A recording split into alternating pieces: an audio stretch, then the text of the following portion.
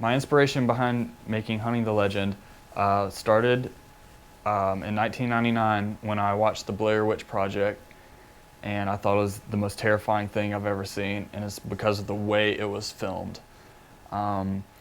Just the home camera, found footage feel to it, and that's been made really popular by Oren Peli with the Paranormal Activity movies.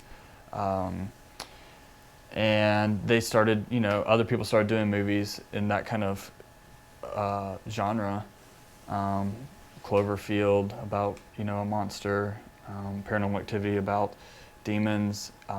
Even The Fourth Kind had, claimed raw footage or whatever about aliens. But there's been a couple documentaries, movies about Bigfoot, but they're not done the way that we're doing this movie.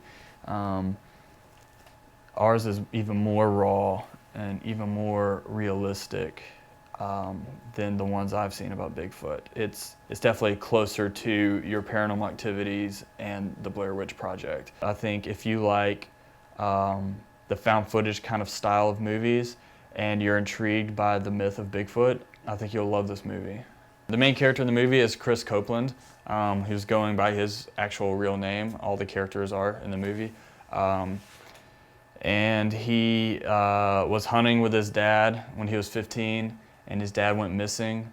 And there was a footprint in the ground, so that's what makes Chris, leads Chris to believe that it was a Bigfoot or a Sasquatch or a Yeti. There's many names for the creature. And so we fast forward in time. The rest of the movie takes place when he's 20, and he's finally feels like he's old enough now, and he's been doing a lot of research about where to find them and just everything he can find about them. He's just been researching for 5 years because he's had to live with this, that his dad is now gone because of one of these creatures, and nobody wants to believe him. The movie is him taking a documentary crew into the woods to find Bigfoot and to prove the creature's existence and to seek revenge and to kill one or them or all of them, and to prove to the world that it's real. Because he knows what he saw, he knows what happened, he believes it with all his heart, and he's had to live with this for 5 years, and he's had enough, and he's ready to for the truth to be revealed. And I guess in a way he's getting closure about his dad's death. Do I believe in Bigfoot? I've been asked that about once every day since I started making this film.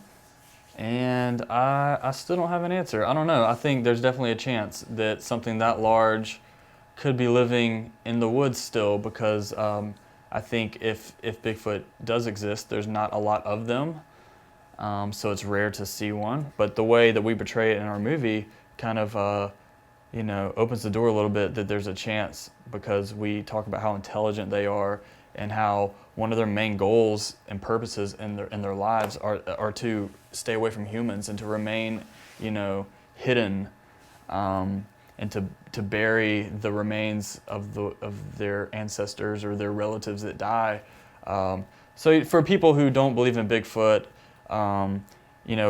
or people who have questions, about the possibility of there being a large mammal that hasn't been discovered, we kind of answer that in the movie.